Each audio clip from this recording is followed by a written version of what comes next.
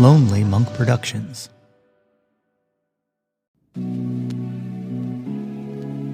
I don't know if y'all have heard Red Pine by Bathtub Sig yet, but yo! That's my Jawn!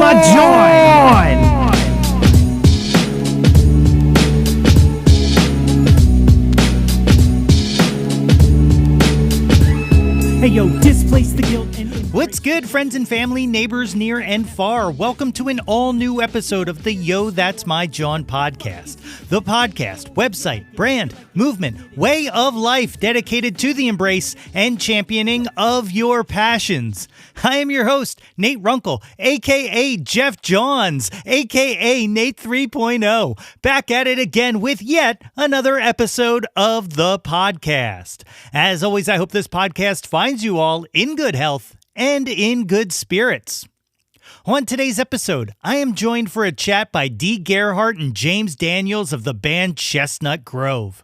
They have a fantastic new album out right now called Can't Stand the Music, and we talk about that, the band, and their current hiatus and more. And that, of course, is coming up in a minute. But first, what's up, team? You know, I hope all is well in your neck of the woods, because I am super busy over here on my end for sure. You know, we got this very podcast that you are, of course, listening to right now, and we also have Oops All Bards, the tabletop RPG actual play podcast that I produce that actually has a new behind-the-scenes episode dropping this very Thursday, so be on the lookout for that. And on top of that, I am currently working on a new micro podcast that, well, it hasn't been announced yet, but we're about to record the test pilot this week. And most importantly, if you have not heard, I am excited to announce that I have joined the on-air staff of Why Not Radio starting tonight.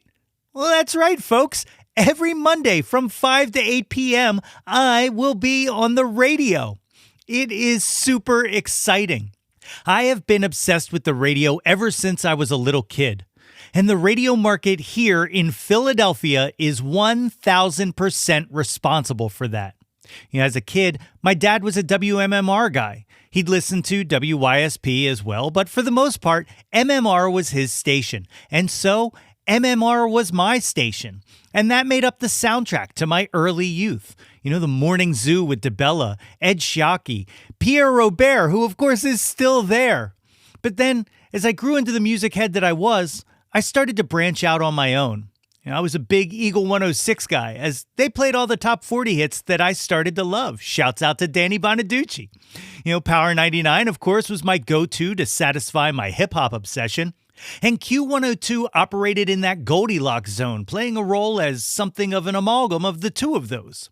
But starting around 1990, my main radio obsession was on the dial at 94 WYSP every weekday morning, full of the most outlandish and ridiculous stuff I had ever heard on the air. Of course, what I am referring to is Howard Stern. I was an enormous Howard Stern fan. And, well, I don't even know that fan truly encapsulates how much I love that man and that show.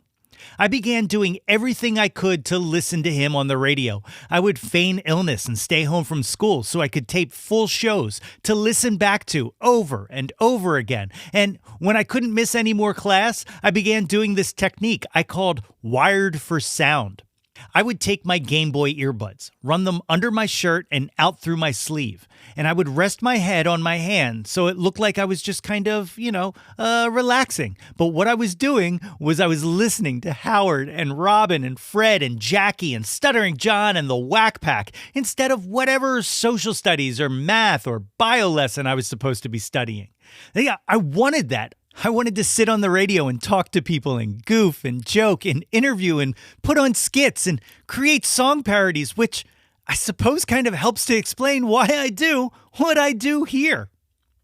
Well, shortly after that, Nirvana broke, and my life was taken over by grunge and alternative rock. And while I still enjoyed Howard and the gang, I once again became a music fiend, and that addiction began to be fed by 103.9 WDRE. Talk to anyone of a certain age from this area, and they will tell you how much of an impact that station had on them, even though it really only existed for like 4 years. It formed so much of my musical identity, and so many of the bands who have changed my life that I still listen to today, I discovered on 103.9. And, well, of course, nothing gold can stay, and the same was true of WDRE. But from its ashes, a phoenix arose, and most of the DRE gang made their way over to Y100. And it's that bloodline that runs all the way through to Why Not Radio, which I am now a part of. It feels like being asked to join the ranks of the Knights Templar, and now I am tasked with protecting the grail that is Philly Indie Radio. It is a giant honor, and I am so excited to get started tonight. So shouts out to Josh T. Landau for the opportunity to lend my Nateness to the Philly radio landscape, and also to all of my friends and family and peers and people I idolize even who have reached out to celebrate with me. So yeah, man, tonight and every Monday that follows, tune in to Why Not Radio and join me for a few hours of me living out a dream.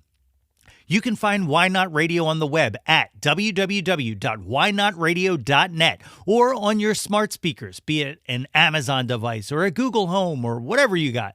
Or you can also listen to it through the Why Not Radio app, available on the iOS and Android app stores. And hey, don't forget to follow me on the socials, at Yo That's My Jawn. And of course, check out the website, www.yothat'smyjawn.com for links, merchandise, yada, yada, yada. You all know it by now. Anything you want to know in regards to this show, you can find it on that website, www.yothat'smyjawn.com. And guys, while you're checking it out, you might as well just go ahead and sign on up for the mailing list. It's a great place to get updates about the show. Okay, are we good? We're all caught up? Bet. My guests today are two of the 5 members of the rock and roll outfit Chestnut Grove.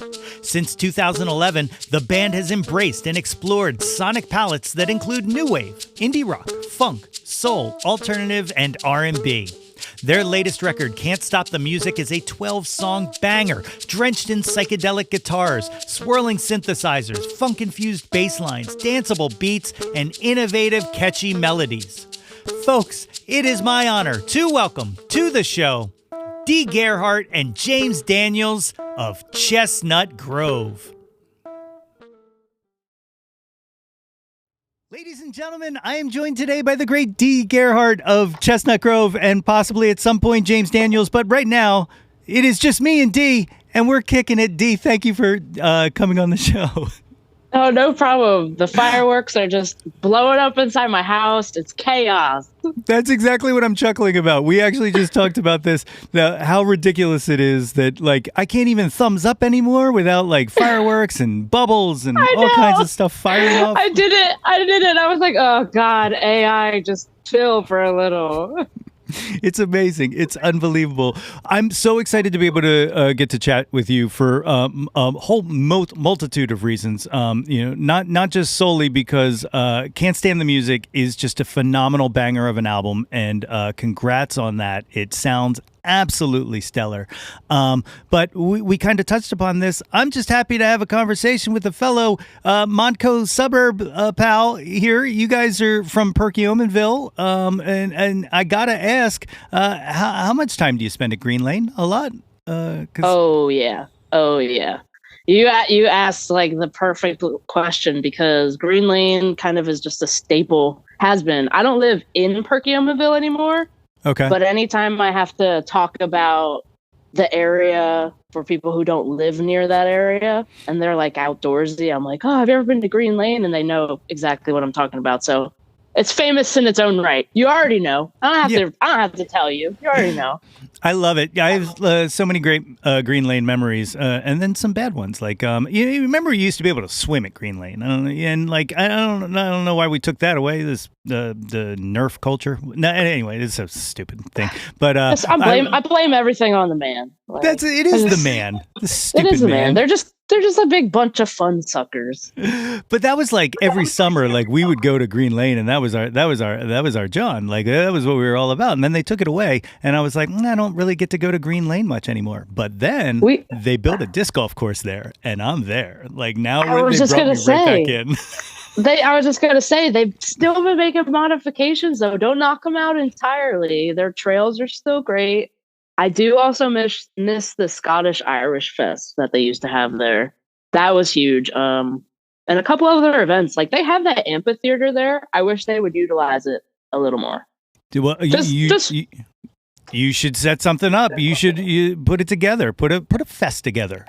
Ah, man, it's been a thing we've been trying to do. Actually, James has been plotting a fest for a very long time, and maybe we should come together and pester them a little more and poke the bear a little bit, because I know questions have been asked, but I feel like townships and other peoples are like, maybe we don't want that kind of crowd at Green Lane Park. But hey, change is always happening.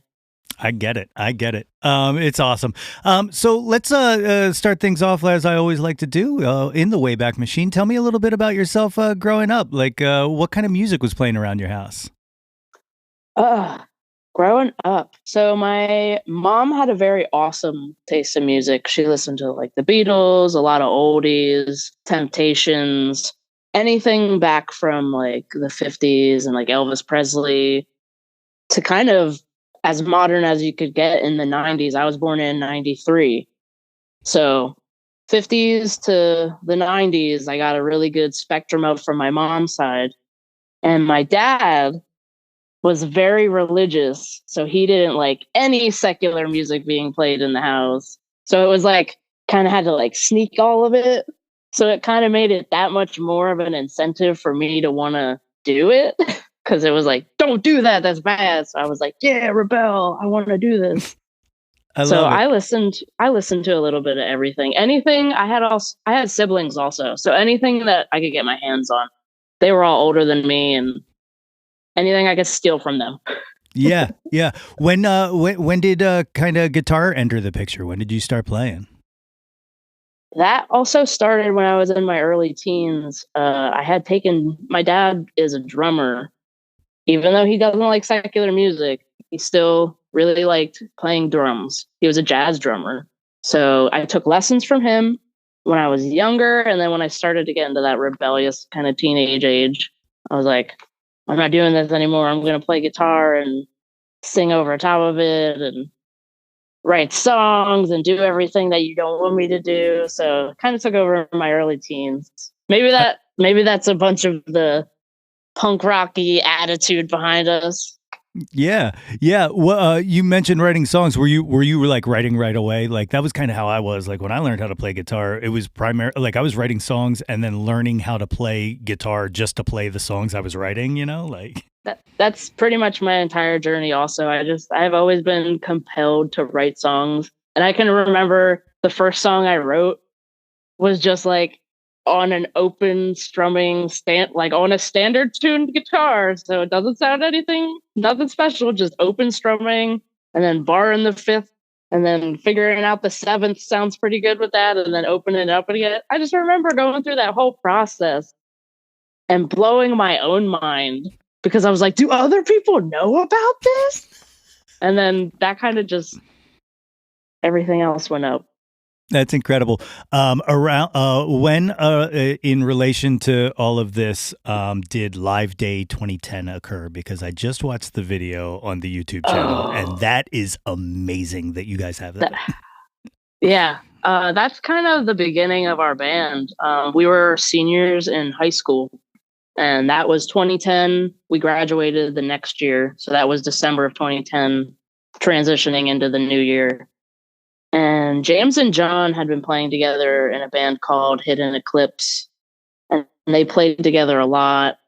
And they played more of like a classic rock style, like the whole Led Zeppelin thing. And then I was messing around with open mic nights, just with my own acoustic stuff. trying to learn how to play a C, a G, and an F, and not make it sound like crap. So I was basically just going to as many open mics and exposing myself to as many other players as I could. And then I remember I was starting to play, and I looked at Zach, and I brought him on board because I knew I didn't want to play by myself because I just did not have the guts to do it. So I was like, can you at least come here and strum with me in case I mess up so it doesn't sound that bad?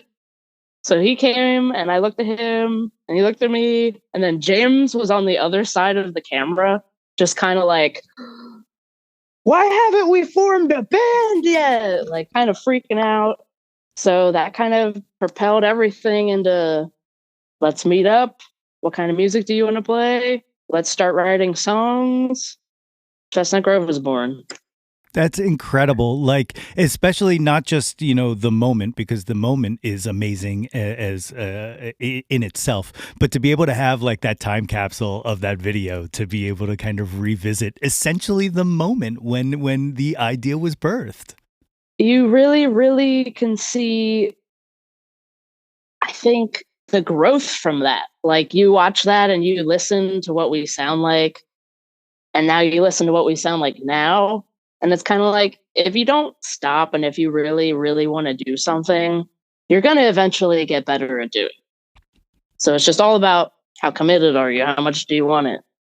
Yeah. And, one of the things that I thought was really like phenomenal about it is like, it kind of like what you're, talking about the growth and all is, so they're doing like a Zeppelin medley. You're doing a little, you really got a hold on me. And that's kind of what the sound is. Like, it is kind of that soulful, rocky kind of like, it's all right there. Like, the blueprint is right there.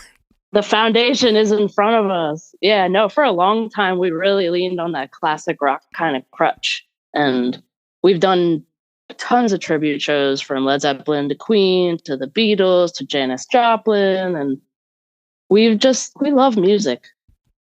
If it sounds good, do it.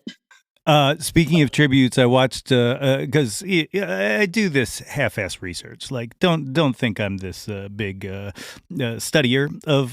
We all only have so much time. That's exactly what it comes down to. But I do try. And the other thing I got a chance to check out was the Icky Thump tribute, which is no way killer. Which is killer. Well, awesome. I'm a White Stripes guy, so like, hell yeah. Well, even more so than that, and this is actually something I wanted to ask. So, one of the early interviews that I saw you guys, and it might not have even been early, it might have only been a few years ago, but whatever. A few years ago, I saw that influences were listed as Led Zeppelin, the Beatles, and the Rock on Tours, okay? And which stood out to me like a sore thumb for multiple reasons. One, because I think I'm possibly the only person that exists who prefers the Rock on Tours to the White Stripes, okay? I'm just such a fan, and that's nothing to disparage the White Stripes. It's just how much I love those albums. It's just so full. Yes. The sound is so full. It's, oh my God. Like, as a matter of fact, we're going to finish this. I'm probably going to go listen to it again. Like, it's one of those things that I feel like is completely underappreciated and like we don't talk enough about. Consolers of the Lonely is one of the greatest albums. Yes, 100%. I'll fireworks that one nope, it's not gonna do it now because I want it to happen. We actually, as a band, went to go see them. I think we even traveled to Brooklyn for that show. Like, we traveled a little bit for that show, and like we did it as a big group. The loudest show I think I've ever been to. But I left that room and I was just like vibrating. Like, when you're just like so amped up that you like want to punch the people around you, and you're like, this isn't out of aggression. Like, I'm just so I'm gonna explode. Yes, I just have energy that must release somewhere. That's how I felt after that show. So they'll always have a really, really big place in my heart. I love it. In a second here, it looks like James is finally joining us. He is okay, which is good to hear. He probably just lost track of time. It's all good. I understand. Yeah. We're it's funny you bring up the Icky Thump White Stripes thing. That all just came out of the fact that I do play the drums, and that our other guitar player, Gary, sounds like Jack White. I thought so. Like it was perfect. And he was playing oh man, he might have been playing Fell in Love with a Girl or just something early White Stripes. And I was like, you've got to be kidding me. And our drummer was like, you guys have to make a White Stripes duo. Like, are you kidding me? You sound exactly like him. And he has the same expression pedal, like whammy pedal, modulator, the harmonizer. So he has the same kind of gear that Jack White has. So I was like, well, you sound like him on guitar and vocally. This kind of makes too much sense, buddy. So I'm hoping we can actually get that project going a little more again. That's awesome. I'll do. Let me know because I'll check that out. James, what's up, buddy? How you doing? I'm sorry. I was making dinner. I saw my phone light up. He's like, where the heck are you? And I was like, oh crap, I'm such an idiot. I was like, dude, you texted me earlier. I had every intention of not missing that. Tessa was in class and I was making us dinner and I completely lost track of time when I got back from taking the dogs on a walk. I'm sorry. No worries. Yo, that's your Jawn. Yeah. I love your it. Jawn is being late. What? Oh yeah. 100%. But not usually for things like this. This is the absolute first time I've ever missed like a band interview or anything like that. I was like, oh man, I really messed up. It's all good. Sorry. You didn't really miss much other than us gushing about Green Lane, and we talked about Live Day 2010. That's where I walked my dogs earlier today at Green Lane. Oh, nice, very nice. So let's back up for James now joining us to tell everybody a little bit about what life was like for you musically growing up. Like what was playing around the house. Oh man, where do we begin? My mom's a huge Earth, Wind and Fire fan, and she likes the dance soul kind of stuff. That's her thing. And then my dad is a massive, massive, massive music nerd. Huge record collection. He's a big prog rock fan, so I had a lot of that kind of in my life. But I grew up going to Philly Folk Fest. I grew up in that kind of crowd. My dad's not even a huge folk fan. I would say he's more into partying. Sorry to throw him under the bus there, but no, but he's actually a huge folk music fan as well and everything like that. And so I grew up with a lot of music in my life. My dad was very into it. He's been to over like 500 concerts. So I've had a good education from my parents on the music front. That's awesome. When did drums kind of enter the picture? When did you pick that up? I was like 13 when I started playing. My dad was a drummer, like a bit, like he never played professionally or anything like that, but he knows his way around a drum kit. And I started on his when I was like 13 years old. And as soon as I started playing, I just formed a band. I don't know. I didn't know you were supposed to do it any other way. It's awesome. I don't know who I was just telling this to recently, but I actually joined a band before any of us could play instruments. We were originally a lip sync band where we just put a song on the CD and just acted out like we were playing. And then my buddy got a drum set, and I was like, well, I guess I'll get a guitar. And then that's how it started, you know. No, that's amazing. Yeah.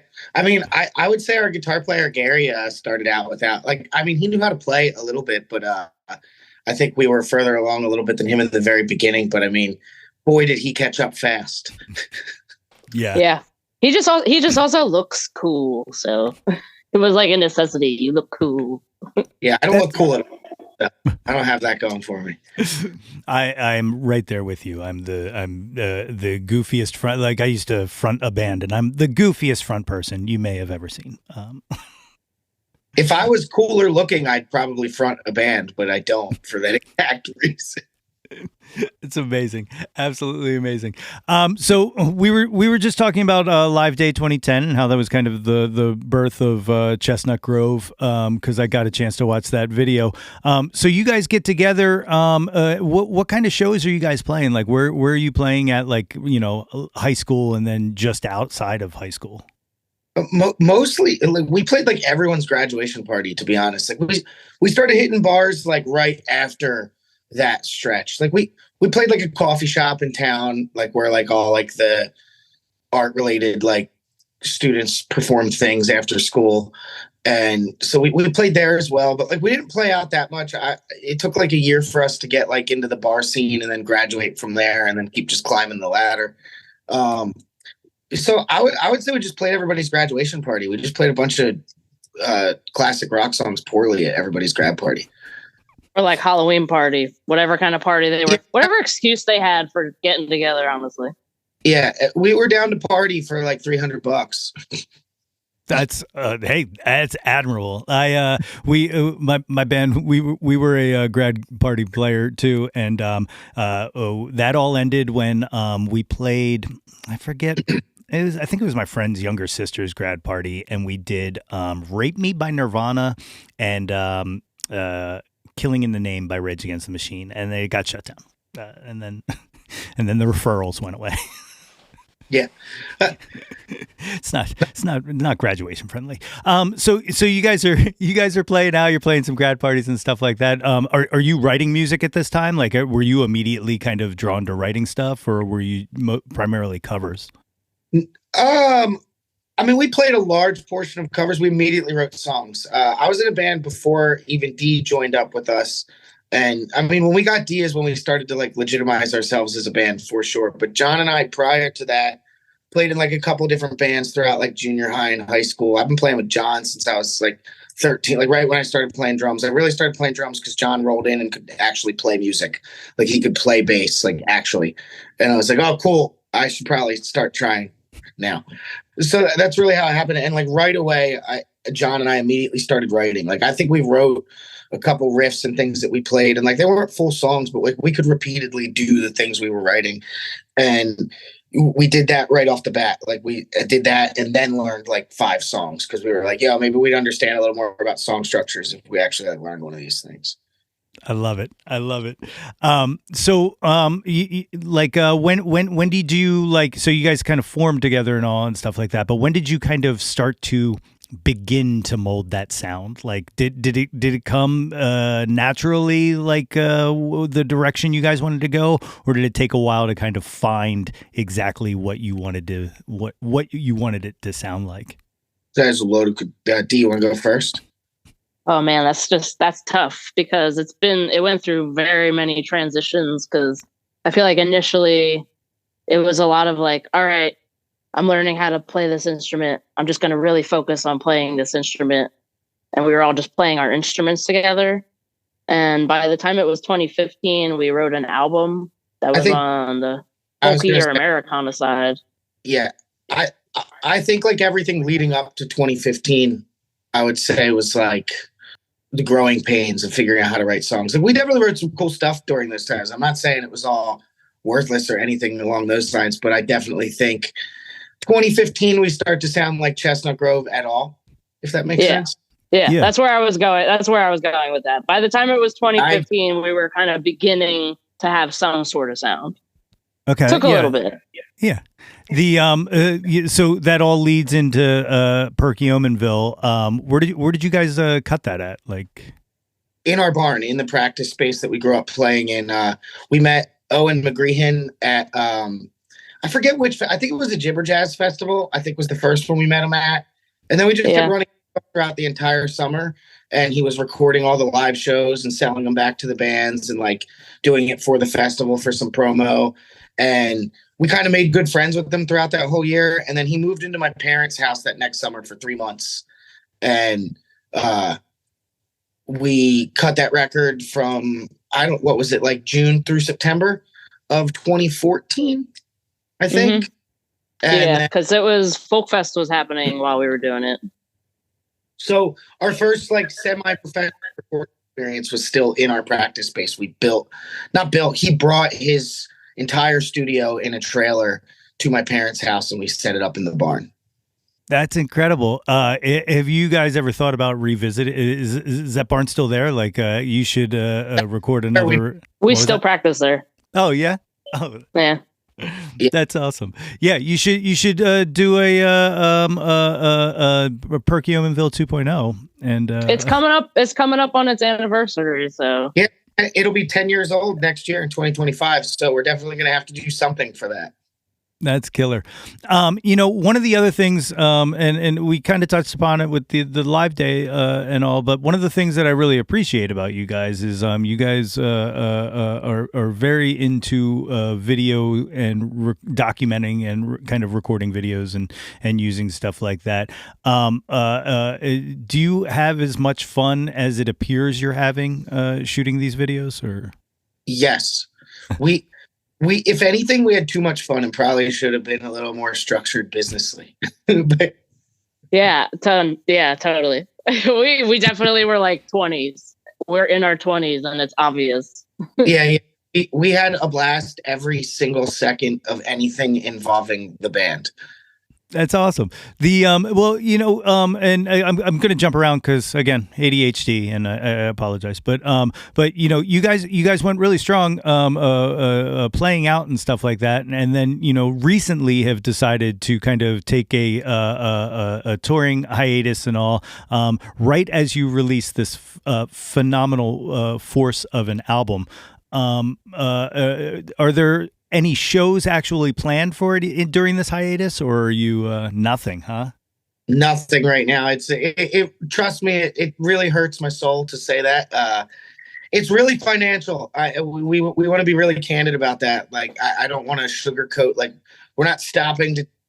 I mean, Zach doesn't want to play in the band anymore, so we just have to be open about that. Like, our bass player doesn't want to be a part of it going forward.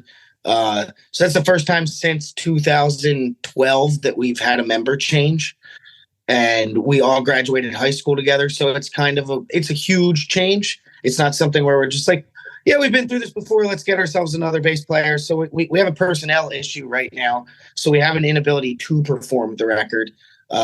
It would be a huge task for someone to take over. So it's not something we can do quickly. We are working on it to some extent. Our other member, Gary, is moving, from what we know. He is moving to upstate New York at this time. So there's some separation in our abilities to get together. So there's some life complications that just got in the way. And we financially ran out of money to be able to support touring and really support anything going forward with the band. Like, Dee and I are trying to figure things out, but we really have no guarantee of what is going to happen. That's wild. And just the extreme realities of playing music now. Like, I look at now I never actually got a full idea of what caused it, but I look at what I could read between the lines of the Screaming Females statement that they released that say, very similar thing. Like, financially, they just can't do it anymore, which is just a drag, man. Like, the kind of state of the music industry. This is where I turn into this old guy who's just yelling at clouds. But like, the state of the music industry right now is almost unsustainable, and I'm trying to do everything I can from this basement to kind of expose people to music, to help support independent artists and stuff like that, and people who I dig. Like, I dig you guys, and like that pains me to hear that it's just not viable at this time. It's a painful position to be in, and we've never been in this position, so we're also kind of uncomfortable. Yeah. But, we are trying to work on it. Like, we do have stuff going on behind the scenes. Like, we have a 3-month radio campaign that we're running on this, and we've gotten on rotation at XPN and EQX up in upstate New York. So shout out to both of those radio stations and everyone there that has supported us. So there's things going on. So we're not we don't want people to have the impression or a public impression that Chestnut Grove is dead. But we, at the same time, want people to understand that it's going to take some time until we can get this back to where maybe even remotely close to what people were used to. I dig it, man. Like I said, I hate to hear it, but like, it's the sad reality, man. Like, and I absolutely get it. Gonna not way back, but jump back a little bit. Pandemic happens to everybody, which I'm sure didn't help any of this whatsoever. But one of the things that came out of it, you guys put together the album, which very rude of Boy Genius to steal that title. from you guys. But at least you know that they're fans. I thought so too. I was actually listening. They become like one of my. I've been falling in love with the band from the outside in. So I saw things and I saw them winning accolades and I saw their SNL thing and I kind of did a deep dive. And then I saw that and I was like, you gotta be shitting me. Yeah. We're not original. That's how they repay you? That's unfair. Did they do it after us? I'm not even familiar with the band. I don't know. Sorry. Just recently. Yeah, I think last year, actually. Mm-hmm. Whatever. I hope they actually stole it. That'd be even cooler. Oh God, yeah. I would. Oh my God, yeah. That'd be great. Well, we have been wanting someone to steal our stuff for the longest time. It's the best thing ever. Or if you're stealing somebody else's music, it's a total win too. Yeah. Lucy Dacus does live, or at least at some point recently lives in Philadelphia, so it's possible. Yeah. There it is. I guess that's true. Yeah, she heard it. We'll just say it, and it's a fact. But about the album, I read it on the internet. That's it. People are saying. But with the album, you guys started working with Derek. Tell me a little bit about that relationship, because I feel like he kind of brings out some of the essence of the live stuff onto the albums themselves. Oh yeah. Yeah, you nailed it. Yeah, I could just agree with what you're saying. Derek has been probably the best outside influence we've ever had on Chestnut Grove, and we've had many others. He's not the only person to put us in the right direction, but he was the first person to challenge our creative path and have it make sense and work. So I think that is something he deserves a lot of credit for, because it's not easy to do. We were somewhat accepting artists as well. Like, we have always been willing to listen to outside influence to an extent. And he really broke down any barrier left of that as artists. He did it in a way where I don't know if it would actually be easier with other people. It just became easy with Derek because we creatively agreed on where we wanted to go at the end of the day. Like, everything he tried to interject on this band would be something that I felt like we all would have done. If one of us came up with that idea, we would have ran with that too. So Derek just fit in so perfectly that we've even called him our sixth man. We say that in our bio and stuff now, because he really is just a part of the band. And especially on the newest one, Can't Stand the Music, this album would not be what it is without him. We can't walk around acting like we did that all by ourselves. No, it's actually very interesting, because I feel like he hears us in the way that we hear ourselves and is able to add to it in a way that we can't do it because we're playing it physically. So he is really the sixth man. That's the best way we could put it. It's awesome. And as awesome of the job he did on the album, I feel like Can't Stand the Music is just it's only getting better. And I'm sure that comes from, having worked with you and building that relationship. And now, on his end, probably feeling more comfortable being like, hey, let's try this instead of that, so being the sixth man, and if there's another thing, is this the guy? Is this your George Martin? Have you found somebody who, or would you want to look for someone else? No, I don't think I have no real intention of recording with anyone else. The only thing that would get me to record with anyone else, and I've already had this proved by Derek, if it was a can't turn down scenario, if Rick Rubin next week wanted to make a record with us, I'd probably give that a whirl. Mick Ronson, or not Mick, Mark Ronson. I get that mixed up all the time because Mick Ronson was Bowie's guitar player. So yeah, but there's definitely a handful of producers out there that I would definitely still work with. But overall, I plan, if we do something else, I plan to work with Derek. I definitely plan to record something as Chestnut Grove soon. It might not be the same. It might have to be a collab record that D and I have to conjure up, maybe with some Philly artists. Hint, hint, maybe we're trying to do something like that. But no, Derek is definitely the one. I don't think there's somebody else we would be recording with. So if anybody else is out there looking for a change of producer, hit us up. We'll get you in touch with Derek Chafin, and he might be the life-changing person to record with that you're looking for. He's super smart and has a wide knowledge of a lot of different genres. So he's not just like one faceted, like he's everywhere. How did you guys get connected? Shout out to Kenny Kearns from 118 North for hooking it up. He's the owner over at 118 North, and just like the whole Ardmore Music Hall, like that whole scene and that whole crowd is what made that happen. But Kenny Kearns deserves most of that credit, all of that credit. That's awesome. I'm glad you mentioned Ardmore because you guys did the farewell, essentially, show there. And that was a sold out show, correct? Very close. Very close. We'll call it out. I don't think every single ticket was sold, but very close. It was under 100. That's sold out to me. Don't sell yourself short. You guys packed that house and you guys rocked it. Okay, so it was a night I will never forget. That's for sure. Yeah, so that's what I was going to ask is like, so now knowing kind of more of the behind the scenes and stuff like that, how like emotional was that? Like, what did that feel like? Kind of like a funeral. We maybe not as intense because it's not the end, but it's definitely the end. It was the end of the band we made in high school. Like that's real. And like, I mean, we did it for 10 years. So like, it's beyond anything I could have asked. Like, we're not here to like talk trash on Zach or make it sound like he ruined anything. Like, best of luck to him. I mean, I'm going to a Sixers game with him in a week. Like, we're good.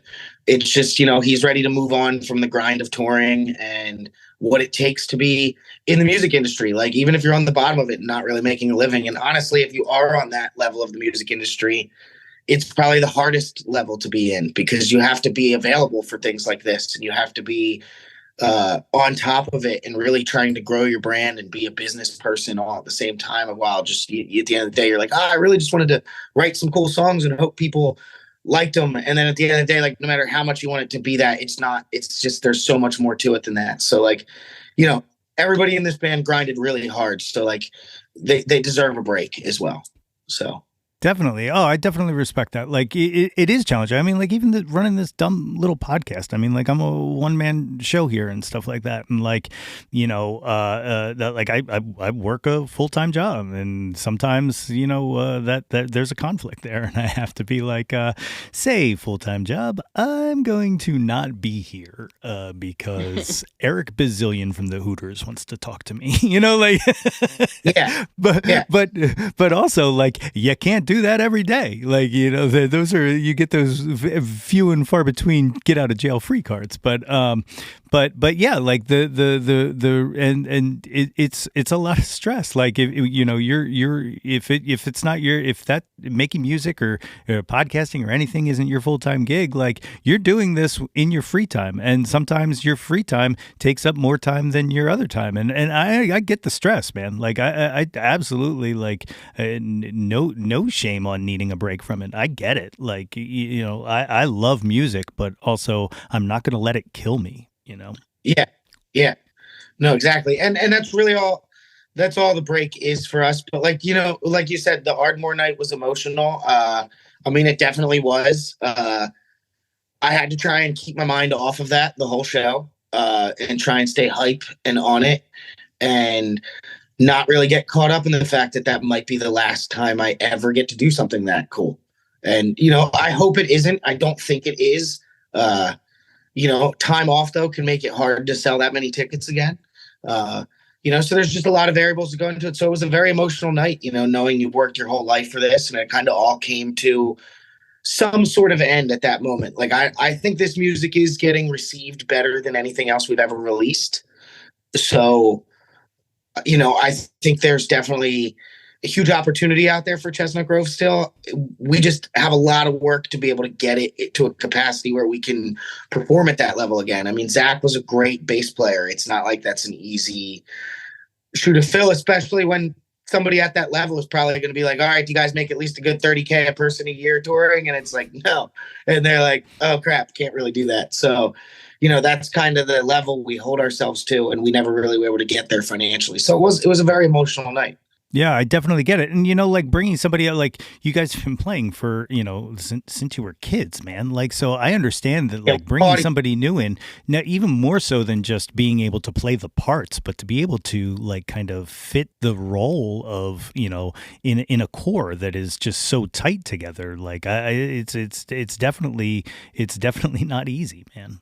Yeah, and like not to diminish anybody else's role ever in a band, but when it's like a giant, massive part of a rhythm section, I mean, it just makes a difference. Like I'm going to have to learn and adapt. Like Dee and I are going to have to adapt to playing to a different bass player. Like as much as they're going to be able to hopefully recreate some of those parts and do those things, like that years and years of chemistry is like something that's really hard to replace. Like, and our show really. Our live show really shows that. Like that's something that was great about our live show. So that's going to take a lot of rehearsals before actually even getting out there, before we feel like we have that level of tightness. Cause like at the end of the day, like our show was very tight. There's not a lot of looseness to it. Like we jam, but we jam within the parameters of what we've always known. And it's really hard to get somebody else to like really get that. Yeah. It's like communicating without talking. Yeah. Absolutely. Speaking of the live show, though, you guys are electric. Before this even started, I was telling Dee that the 2022 Exponential Music Festival was the first time I saw you guys live, and you blew the fucking brain matter out of the back of my head. You guys were just awesome. But but not just musically. Like you guys are a very energetic and entertaining band to watch. When did you start to like really feel that comfortable on stage? Because like it comes across as effortless now, but I'm sure it wasn't always that way. I'm sure Dee will agree with this too. I'm just going to go right ahead and say it. We had that first. Everything else we had to learn. We had to learn how to actually be tight. We had to learn how to record properly in a studio.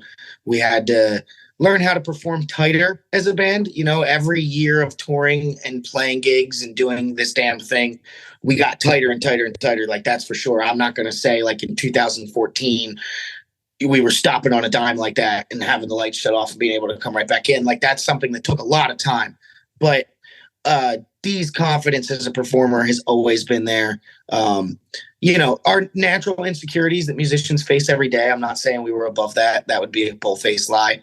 You always question yourself. You have that imposter syndrome throughout your entire music career. But we've always carried ourselves so well on stage. And it's honestly just because, like, that's where we all collectively love to be. Like, even with Zach or Gary taking a break or any of us, like, not doing it right now, as soon as we step foot on that stage, we lose ourselves, and we allow that to happen every single time. And that's why we leave it all out there. And that is the thing that came first.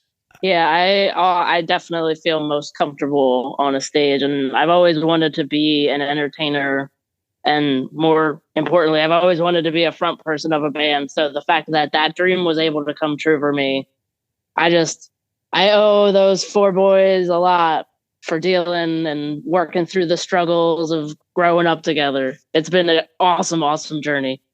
That's incredible. I relate to that a lot. Like I've never really experienced stage fright. It's never been a thing. And I think the reason is, and this is a little heady and maybe best shared with a therapist and not on a podcast, but I think what it is, I grew up insecure and always feared that people were looking at me thinking I was weird for whatever reason.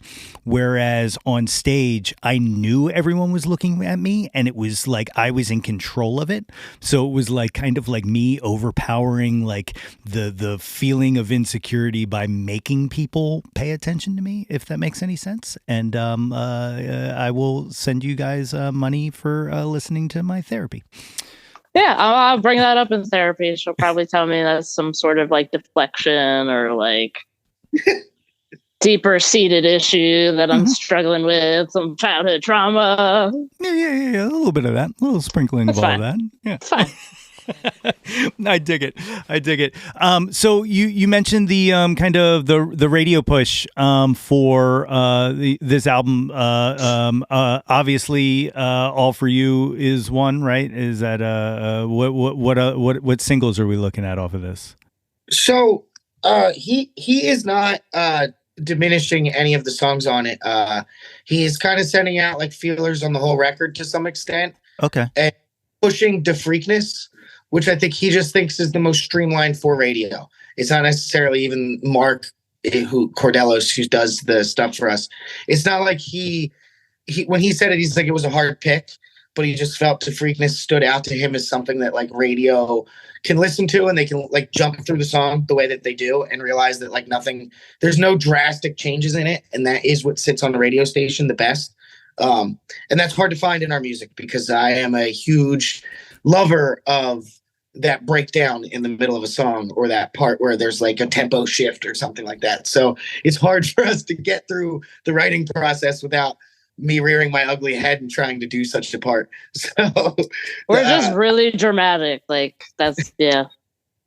Well, it's it's really funny that you mentioned that too, because like that's one of the things that I feel like Derek has been able to capture is those breaks and those kind of like vibes. Yeah, I'll just come out like that, like that those are, I mean, those are my favorite parts. But I absolutely understand that radio is not my brain doesn't work radio essentially. My brain doesn't really work radio either, but we've tried to understand some of the formulas behind it. And I think Derek has done a great job of that. Like, I think when we bring our original arrangements in there, like there's been many times where they're missing the chorus or like the hook, and they develop after we show him the first draft of the song. And he's good at also allowing us to have our quirkiness and our parts. That's what it is. I was trying to think of the word. That's the word Derek uses all the time. Yeah. Yeah, it's quirky. It's this weird thing. And that's his really nice way of saying, I don't know if it makes a lot of sense. And he does a really great job of letting us really push the limits of what you can do with a formula and a pop structure, and then reining us in. I really think that's something, again, that Derek deserves a lot of credit for, because as an artist, it's important to allow those things to happen. Like, I think a lot of people they might hear me talking about that or hear that in an interview and be like, oh, the producer changed the way they made their music, or they gave it into some sort of structure or formula that is going to help them sell. And really, at the end of the day, it's not that. It's just that like you're allowing someone's outside ear to polish your product, and someone with such a professional tuned ear on what doesn't work in the record industry.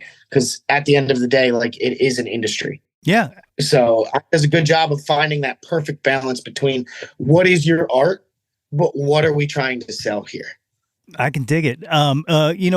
Speaking of kind of the art and putting it together, like the total package, not just in the studio or on the stage, but I'd be remiss if I didn't mention, guys, let's talk jumpsuits here. Awesome. First of all, awesome. What was the birthplace of the jumpsuits? It was Modern Century Devo. The jumpsuit started with tracksuits. Let's be real. Yeah, it's been a de-evolution. I wanted to do something that was cheap and cohesive, something that we could like make a statement on. We're not a band that's very, very gimmicky. It's been hard for us to find a niche for us in that side of things. We don't stick to one sound. We jump around pretty drastically. Like, at the end of the day, it's all rock and roll. Like, there's nothing not rock and roll about our music to me. And that's really the only thing I've ever identified with in this band, is that we like rock and roll, and we like rock and roll bands, and we do anything that is within those parameters, which I think in 2024 is a lot of stuff. And we dig all of that. And I don't remember where the hell I'm going with that. Tracksuits. It started with actually, I'm wearing the bottoms of my tracksuits right now. It started with tracksuits, and then we devolved into jumpsuits. And then I complained that I couldn't dance around in them like I wanted to, so then we stopped wearing them. They were restricting around the crotch. I don't know. I get it. I get it. Especially like when the shoulders pull up on them. Oh, I get it. Yeah, exactly. Yeah. Yeah, and I personally am like a heavier, chunkier dude, so I try to wear like button ups. D taught me a long time ago. It helps slim me down, and then I like wear a lot of black t-shirts and the jumpsuits. Awesome move to some extent, but I really wish I would have checked out how it made my figure look before we got into that. All right, but it looks really cool on an album. I think that's where it really started. We actually were coming up with the album cover first. Yeah, definitely.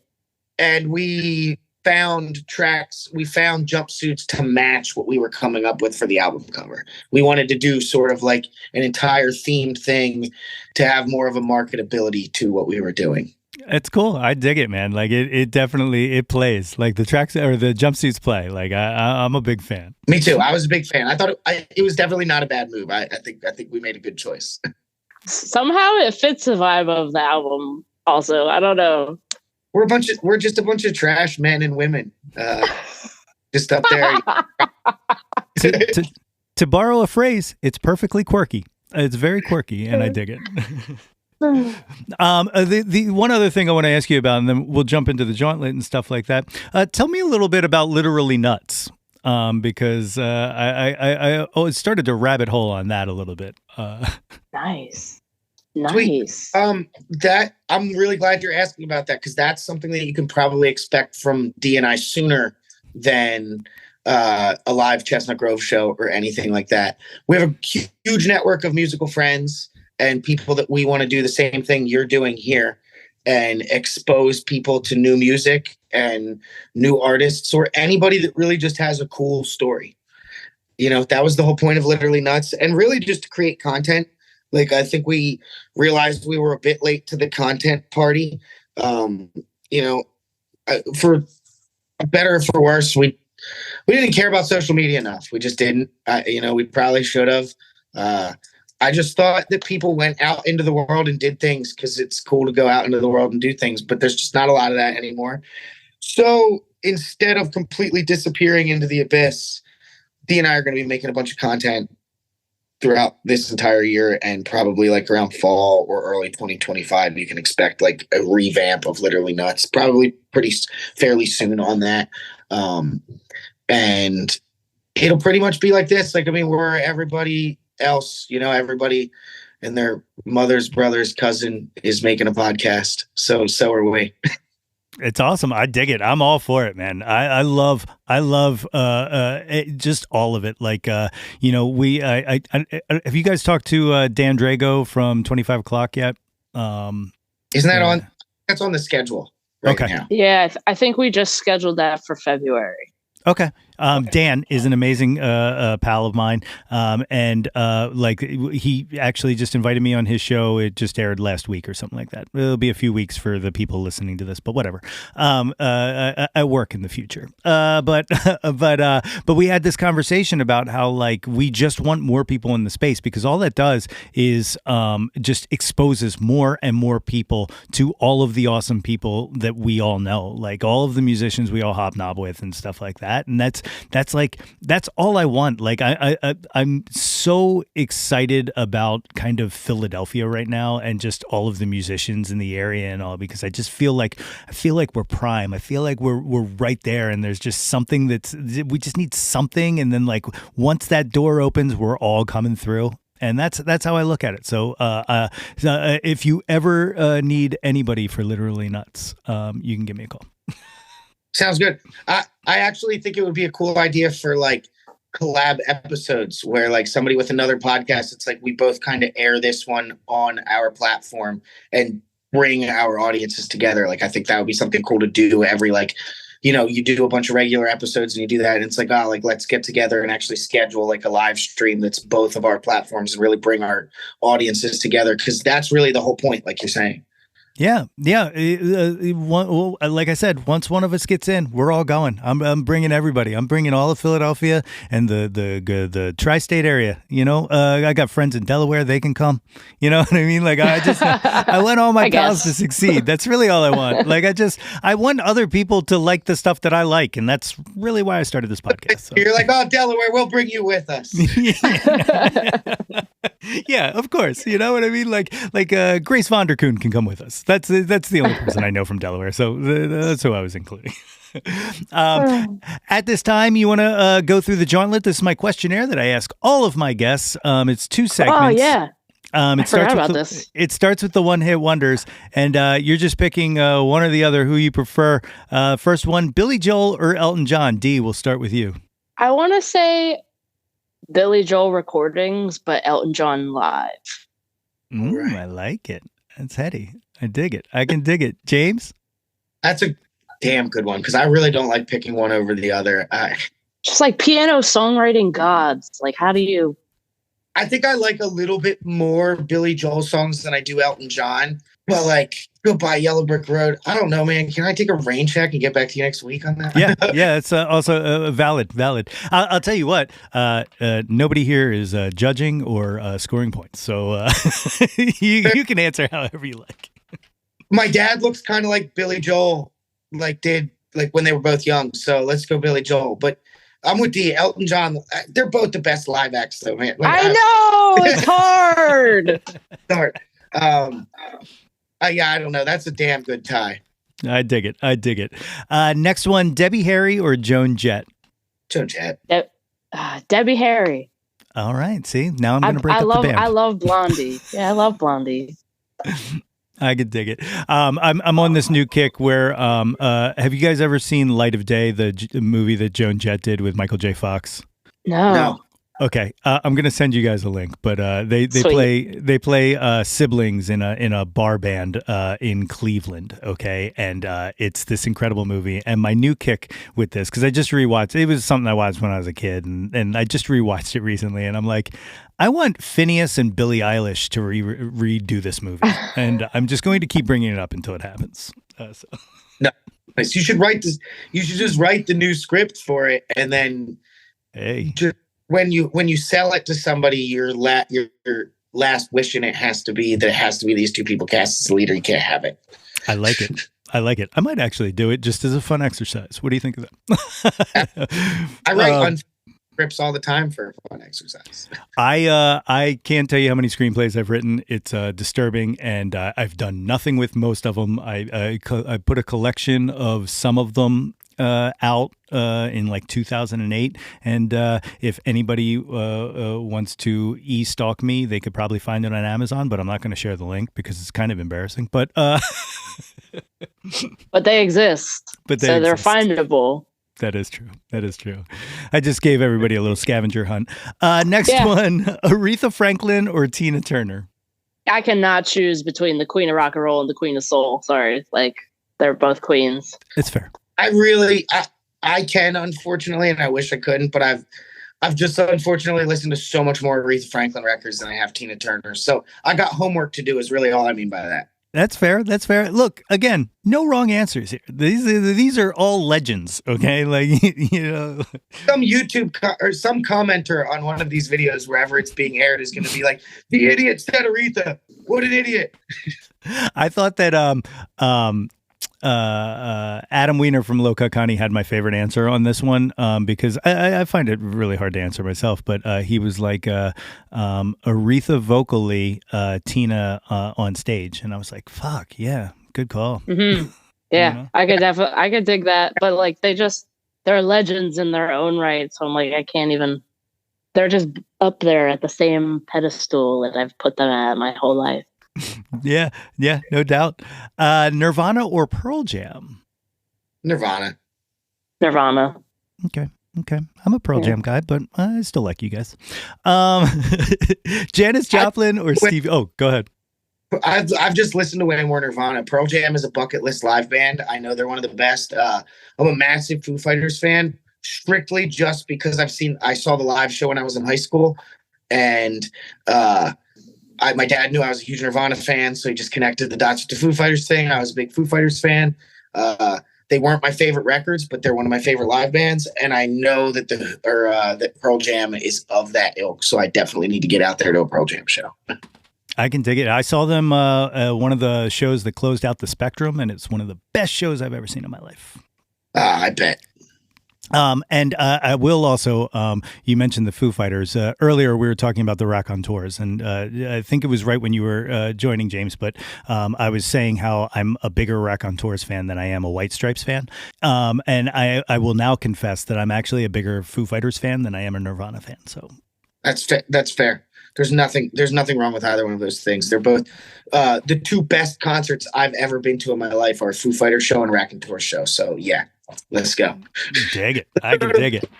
Let's go to a show together soon. That's what it sounds like. Yeah, like literally, let's go. Literally go. I'm in. Yay, signing up. Let's go. Next one, Janis Joplin or Stevie Nicks? When I was 17 to 24, 155% Janis Joplin, 24 to 31, Stevie Nicks. I like that answer. I like that. Very good. Just Janis. Janis for me. Okay. I dig it. I can dig it. The big cliche, Beatles or the Stones? Beatles. I assumed. Beatles. Yeah.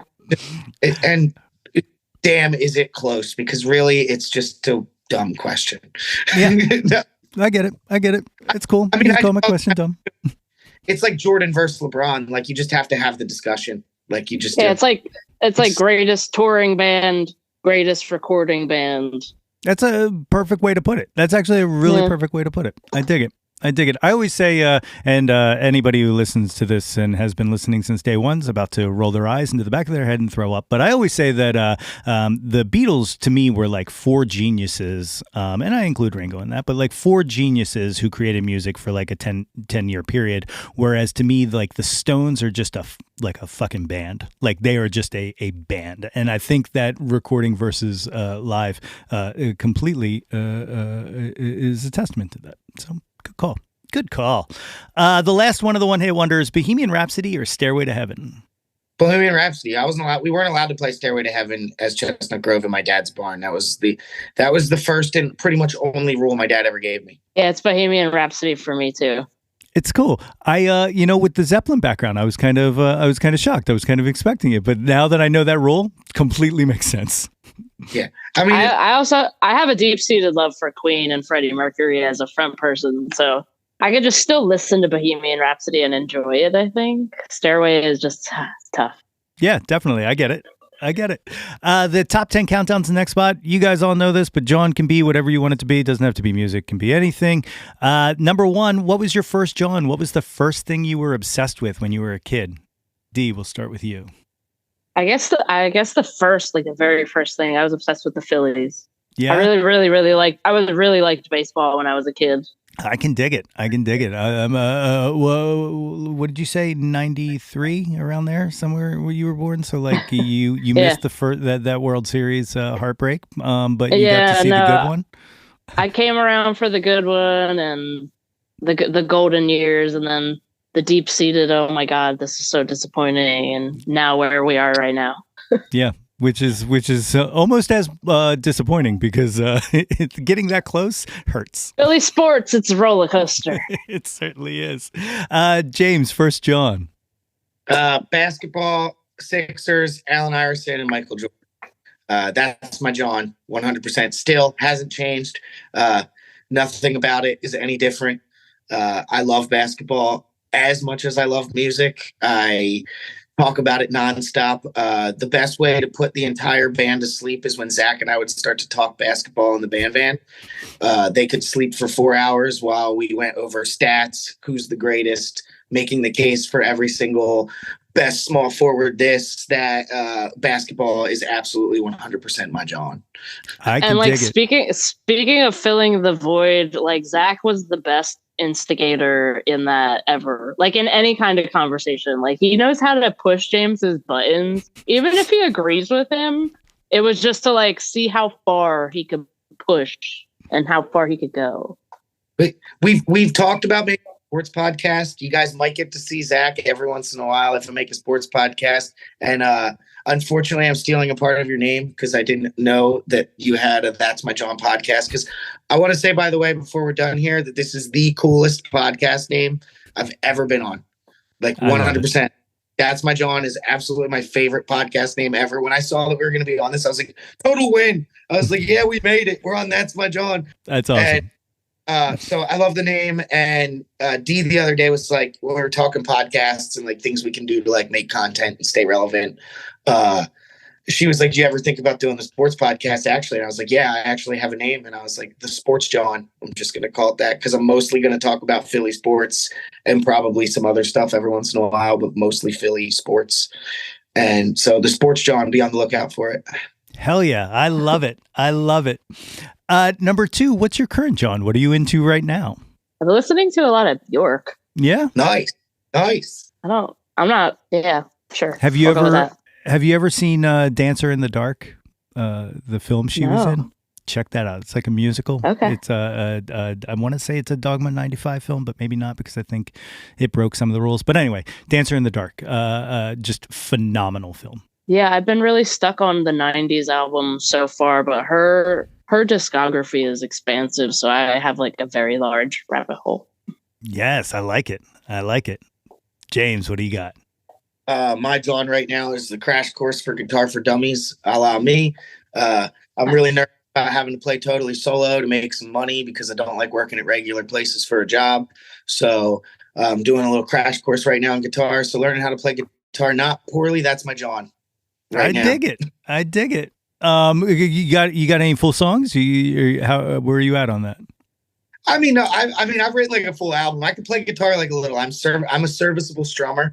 I know my way around the chords a bit, but I'm trying to just be a little bit more so I can get away with playing totally by myself. I'd have stage fright again if I had to do that. Okay. I feel it. Number 3, what was your first concert? 2 answers. Trout fishing in America, 18 wheels on a big brig. My hair had a party last night, all that kind of stuff. For those of you that have heard of it, kudos to you. For those of you that haven't, kudos to you. And then my actual first concert, like I grew up going to Folk Fest and stuff like that.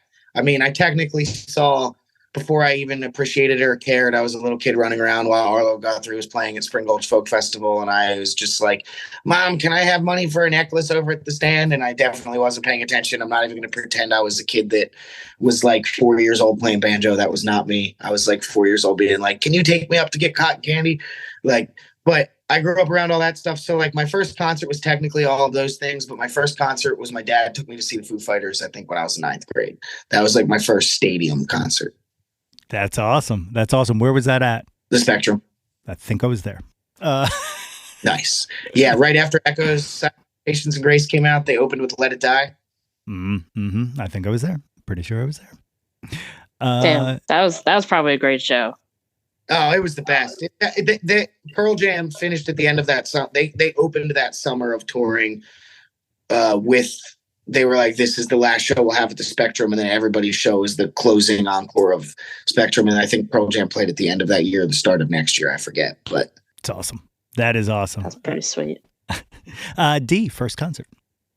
I definitely saw a lot of crappy Christian rock bands when I was younger.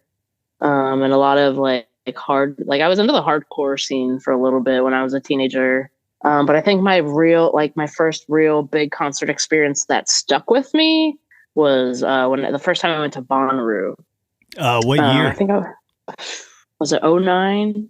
I think it was 2009 because it was right before Kings of Leon came out. Yeah. Right? They didn't have Sex on Fire yet. Yeah. Like On Call and like Knocked Up and all my favorite songs. Yeah. Yeah. Yeah, they were on fire, and a little bit of that album with Sex on Fire, but like after that, they kind of lost me. Yeah, same. But they were my favorite. Those first 3 records and Only by the Night are like, they were my Jawn for a little bit. Definitely. Number 4, what was the last concert? What was the last live show you saw? Oh, that's a good question. Have I been to a concert last show? I played a show last week 2 weeks ago in Philly at World Cafe, and Billy Allen and the The Polies played that, but I think the last show I went to for fun was Kurt Vile at Ardmore. Oh, awesome! During the Philly Music Fest. Yeah, I was kind of there like by accident, not by accident, but like by coincidence more so. Okay. Nice. Man, I wish I could remember. I really think the last concert I bought tickets to was Hoots and Hellmouth at Ardmore like last year. Okay. I've been dying to go out to another show. But yeah, I really think that was the last one. I dig it. Respectable. I just saw them last summer when they were playing the concert Under the Stars. That was a great show. It was them and King of Prussia. Yeah, it was them and Don McCloskey. It was a great show. Yeah, that's a great show. You can't go wrong there. Yeah, hell yeah. Number 5, what was your favorite concert? James, I think you already said it. It was Foo Fighters and Raconteurs, right? Yeah, Foo Fighters' first concert, so that Spectrum one that just has a special place in my heart. I was grounded too, so they kept telling me all month that my mom was going instead of me, even though I got those tickets for. But I was a shithead teenager, so they messed with me up until the very last day, and then the day of, they were like, "Nah, you're still going." My dad was like, "Yeah, he's grounded and he's a total pain in my ass, but he does like music a lot, so this is like a positive thing for him, I think." So. That's awesome. Definitely. D, favorite concert? Yeah, it was that Raconteurs concert. Yeah, I also went to whatever New York, right? King's Theater. Yeah.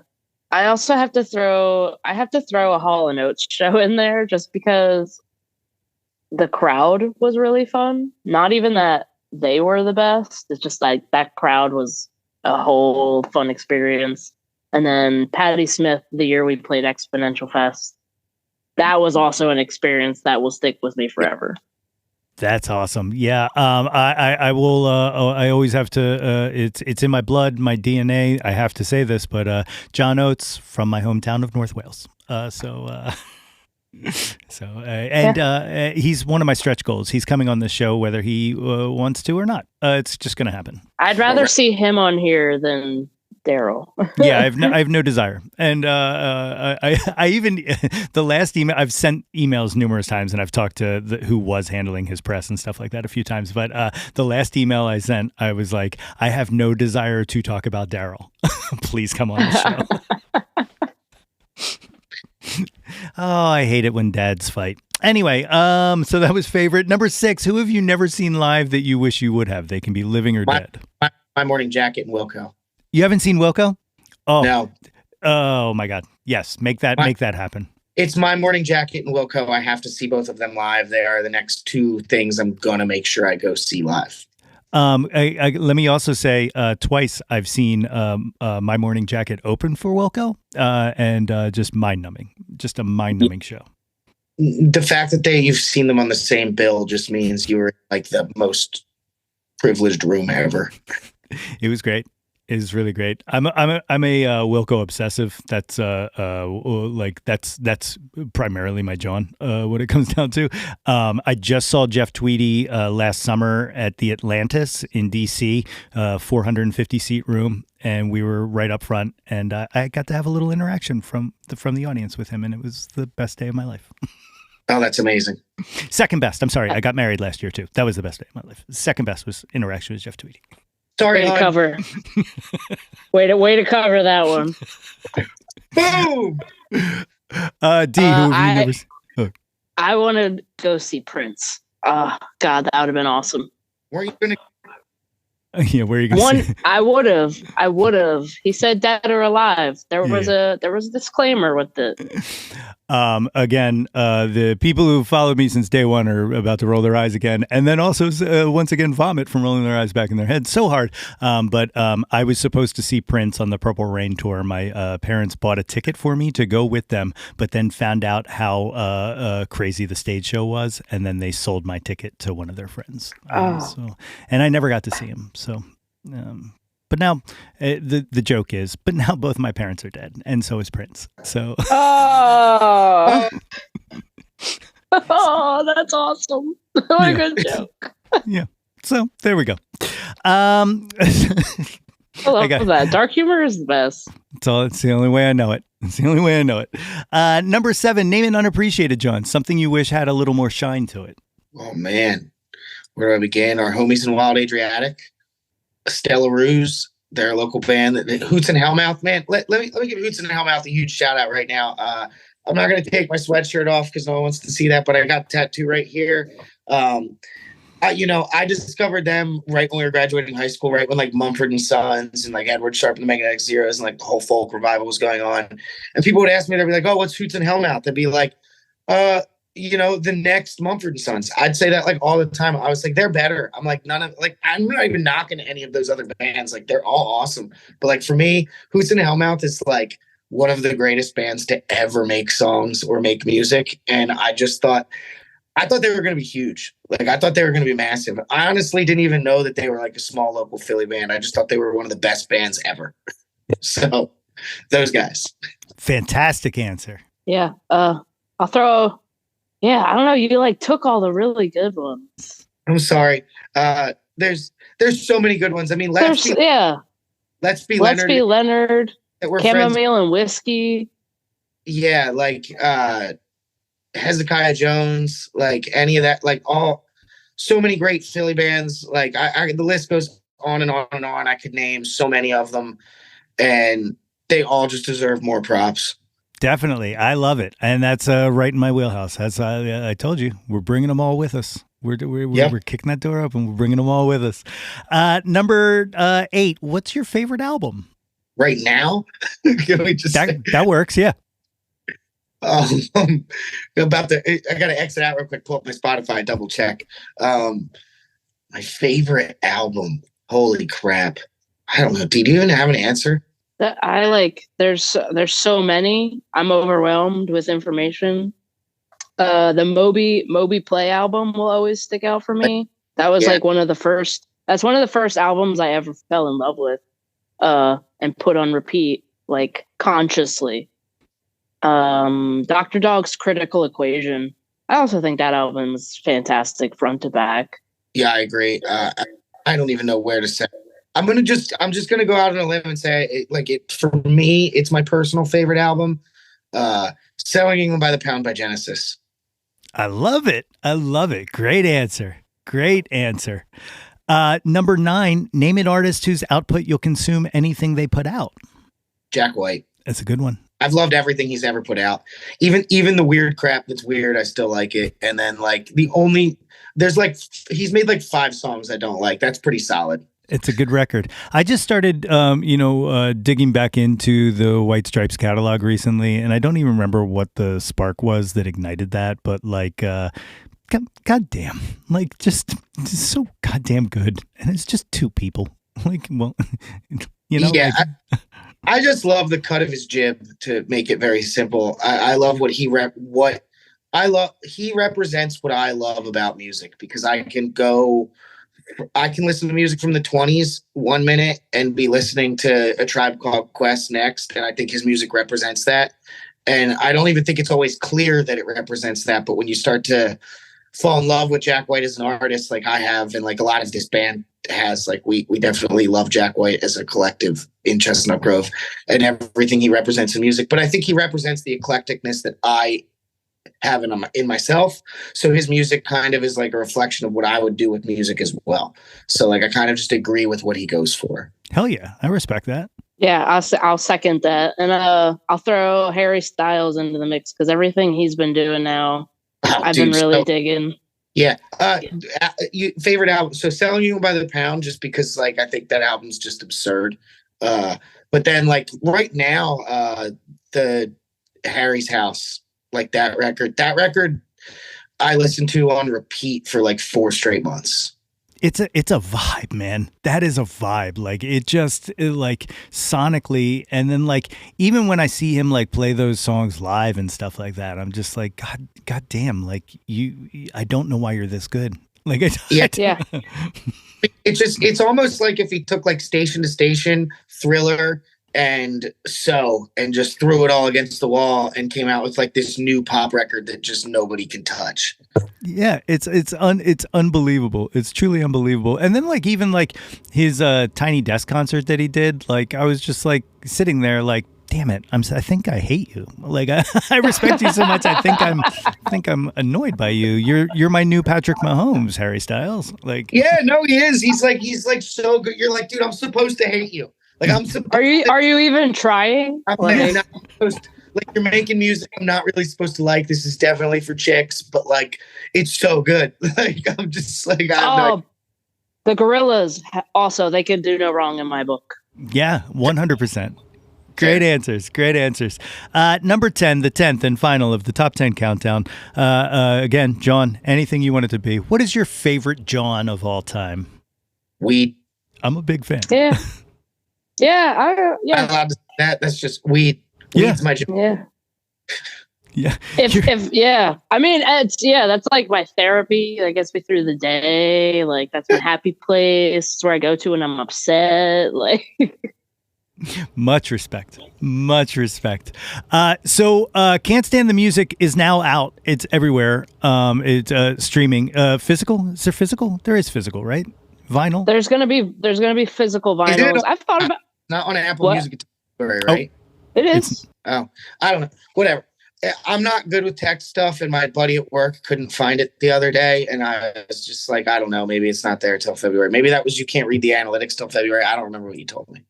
Yeah, you can't read the analytics till February, but no, it's on every streaming site, and you can purchase it off of our online store, chestnutgrove.band. If you want to support the band for the physical Even if work you're- that we did. Just stream it there still, and just buy it from us, and still stream it from where you're going to listen to it. It just helps us. Yes, but we will have vinyl copies. I should be getting the test pressing soon. And then we're going to have vinyls, I'd say by March at the latest. Cool. I'll keep an eye out on that. I have this obsession with owning at least one vinyl from every guest that I've had on the show that has a vinyl available. So you got one sold. So if these cool cats and kittens listening to the show want to track you guys down, what's the best way now that you guys are socially engaged? Hit us up on Facebook or Instagram. D or myself will actually be the one to message you back. Probably D. She's on it more than I am. I try to stay off social media as much as possible for mental health purposes and for everybody else's convenience. And so we've established no live, but have you guys thought about? I'm just going to throw this out there, like doing a duo kind of thing, like. Yeah, so there's a lot of stuff floating around. I would expect to see D and I pop up solo, like at pickup gigs. Like, even if you want to come see us, kind of like sneak some of our songs in there, and even watch us play covers for cash, because we're probably going to be doing that as much as we don't want to, and it's probably not good for our brand, but we're going to do it anyway. And some other stuff that I think will happen, I'm going to come right out and say it now, just because I know that it's been approved by all the people involved. I want to do this thing on like a promotional level where like we'll be selling tickets to these shows, and I don't know what I'm going to call it yet, but it's like an in the round type of thing. And it'll be D and myself, and then our guitar player, Jawn, with Jonathan Hayes or Raph from Hezekiah Jones, or another singer-songwriter like Brittany Ann Trumbauer or Carsey Bland. Some of these people I've never talked to about this, so they're going to hear this and be like, he's out of his mind. But the idea is D and I are going to get up there with two acoustic guitars on stools with whatever guest musicians I can book for that show. And we're just going to talk, sing songs, and do like an open interview with the audience even, and kind of do like an in the round type of setting for our shows. It's something I want to do like late summer, early fall. And it's something I want to put together and hopefully accomplish, because we're singer-songwriters as well as we are rock and rollers. And I think it's something we could do to keep ourselves out there, play some shows, do something that brings audiences together and allows us to all tell our stories and sing some of each other's songs together on stage. It's fucking awesome. I love it. I love it. James, D, thank you guys so much for coming on the show and talking to me today. And not just that, but thank you for not just creating a brilliant album, but creating an incredible discography of music. And thank you for all the joy you bring, man. Thank you. Thank you for having us. Thank you for listening to it and liking it enough to want to talk to us about it. Yeah, it's incredible that you did as much research as you did, and I always really appreciate it. Even though you tried to knock yourself and say you didn't do some, you clearly did. So I appreciate you taking the time to invest in what we do. My thanks again to Dee and James for joining me on the show today. Can't Stop the Music is out now wherever you stream music and is available for download straight from their website at chestnutgrove.band. Vinyl copies are coming soon, so be on the lookout for that. You can follow them on Instagram at Chestnut Grove, on Twitter X at Chestnut Grove 1, and on YouTube and Facebook at Chestnut Grove Live. And keep an eye out for more Literally Nuts coming soon. Links to all of those, as always, are in the show notes. If you haven't done so already, please be sure to subscribe to the Yo, That's My Jawn podcast wherever you get your podcast from. And people, it is not too late to get yourself a super awesome Jawn Scout Merit Badge for Citizenship of the World just by rating and reviewing us. Don't forget to visit www.yothat'smyjawn.com for the link tree with links to articles, merchandise, all of the previous episodes of this podcast, guest appearances on other podcasts, and more. And while you are there, be sure to sign up for our mailing list to get all of the updates delivered straight into your inbox. Like us on Facebook at facebook.com/YoThat'sMyJawn for updates and live streams. Follow us on Instagram and Twitter X at Yo That's My Jawn, and search Yo That's My Jawn on YouTube to find the Yo That's My Jawn YouTube channel. Like and subscribe the heck out of that ish. We want to hear from you. Reach out and touch some Jawn. All right, gang, that's it. Don't forget to tune in tonight and every Monday following from 5 to 8 p.m. on Why Not Radio. And also, be on the lookout for an announcement coming soon about that new podcast project I was talking about. We got a lot going on. And like I told my Chestnut Grove pals, I am bringing everyone with me. Blue skies. Until next time, everybody. Hey yo, displace the guilt and embrace the pleasure. Your taste in music doesn't have to be measured. You ain't being judged, you won't get a score. Yo, That's My Jawn is a Lonely Monk production, written and produced by yours truly, Nate Runkle. Theme song by Phil Tyler Music featuring Nate 3.0. Special thanks to Fox Run Brands, DX Ferris, Andrew Scott, Maggie Poulos, Dan Drago, Natalie Runkle, and the beautifully vibrant and wickedly stunning Katie Daubney. If you or anyone you know has any ideas they would like to share or any guests they would like to hear on the podcast, please feel free to reach out to us at yothat'smyjawn@gmail.com or hit us up on the socials at yothat'smyjawn. Until next time, be sure to displace the guilt and embrace the pleasure. Tilt your head back and shout to the world, Yo, that's my Jawn.